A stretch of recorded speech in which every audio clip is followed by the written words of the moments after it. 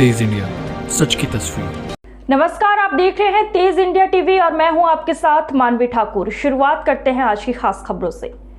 1 जनवरी से कपड़े पर जीएसटी 5% से बढ़ाकर 12% किया जा रहा है। इसका कपड़ा व्यापारियों द्वारा विरोध किया जा रहा है। व्यापारियों ने दुकानों का ब्लैकआउट कर विरोध जताया। घास बाजार में सभी व्यापारी एकजुट हुए और इसके विरोध में नारे लगाए गए। केंद्र सरकार होश में आओ, होश में आओ, 12% जीएसटी वापस लो जैसे नारे लगाए गए। मध्य प्रदेश कपड़ा व्यापारी संघ के आह्वान पर the new super cloth merchant association के पदाधिकारियों ने घास बाजार चौराहा पर विरोध जताया। तेज इंडिया, सच की तस्वीर। रतलाम के धतुरिया गांव के पास एक ओवरलोडिंग वाहन पलट गया, जिसमें सभी मजदूर सवार थे और सभी गांव चिकलिया खेत में मजदूरी के लिए जा रहे थे। लेकिन रास्ते में तेज रफ्तार के कारण अनियंत्रित लोडिंग पिकअप सड़क किनारे जा पलटा। हालांकि इसमें सिर्फ 2 घायल ही जिला अस्पताल पहुंचे हैं। अन्य घायलों को बाइक से उनके परिजन और गांव के लोग घटनास्थल से रवाना हो गए, लेकिन जिला अस्पताल नहीं पहुंचे। सूत्रों से मिली जानकारी में वाहन ओवरलोडिंग था और कार्रवाई के डर से घायल मजदूरों को जिला अस्पताल न ले जाकर अन्य निजी ग्रामीणों ने डॉक्टरों से इलाज करवाया। वहीं कम घायल हुए मजदूरों को घर रवाना कर दिया गया। तेज इंडिया, सच की तस्वीर। नगर निगम के सफाई कर्मी लंबित मांगे पूरी नहीं होने पर अनिश्चितकालीन हड़ताल पर चले गए थे। आज सुबह से ही शहर की सफाई व्यवस्था ठप होने लगी थी। निगम प्रशासन की चेतावनी और कार्रवाई के बाद भी सफाई कर्मचारी काम पर नहीं लौटे थे।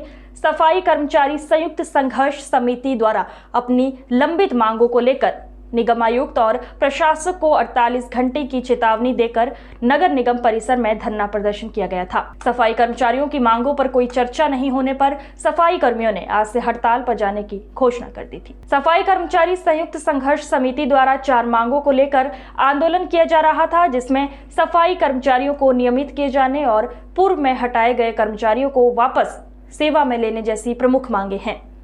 गुरुवार को अनिश्चितकालीन हड़ताल की घोषणा किए जाने के बाद आज सुबह से ही सफाई कर्मचारियों ने शहर में सफाई का कार्य बंद कर दिया था, जिससे शहर के बाजार क्षेत्र में सड़कों पर कचरा इकट्ठा होना शुरू हो गया था। दोपहर बाद प्रशासन और सफाई कर्मचारियों के बीच मांगों को लेकर चर्चा हुई।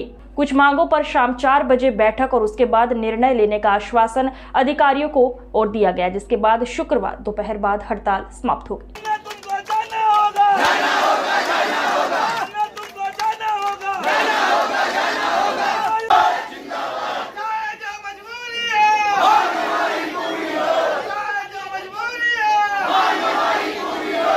देखिए, बेसिकली सफाई कर्मी जो सफाई मित्र हैं उन सब के संगठनों का कोई मतलब विषय थे। बेसिकली विनियमितीकरण को लेकर विषय थे, कुछ उनके ईपीएफ वगैरह कटने को लेकर थे, तो उन सब के को लेकर डिटेल चर्चा हुई है।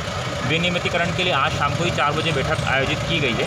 उसमें जितने पात्र लोग होंगे तो 3 दिवस की जो दावे आपत्ति का समय होता है उसके पश्चात मंगलवार को संभवतः उनके लिए आदेश जारी करवा दिए जाएंगे और ईपीएफ भी इसी महीने से काटने के आदेश आज से ही जो है दिए जा रहे हैं। उससे सब लोगों ने संतुष्टि व्यक्त की गई है और उम्मीद है कि इस तरह की अगर कोई समस्या और आती है लगातार जो है हर माह में या 2 माह में एक बार इनके साथ में एक बैठक हो जाएगी और जो भी इनकी समस्याएं जो रहती हैं उन सबका निराकरण किया जाएगा। Okay, thank you. Tez India, सच की तस्वीर। रतलाम शहर के आबादी क्षेत्रों में चल रही ज्वलनशील और विस्फोटक वस्तुओं के व्यवसाय से संबंधित दुकान और गोदाम को हटाए जाने के आदेश के बाद भी व्यापारियों द्वारा दुकान और गोदाम शहर से बाहर शिफ्ट नहीं किए जाने पर प्रशासन ने आज से कार्रवाई शुरू कर दी है। रतलाम के हॉट रोड पर वेदव्यास कॉलोनी स्थित कबाड़ के गोदाम को निगम और प्रशासन की टीम ने हटाया है।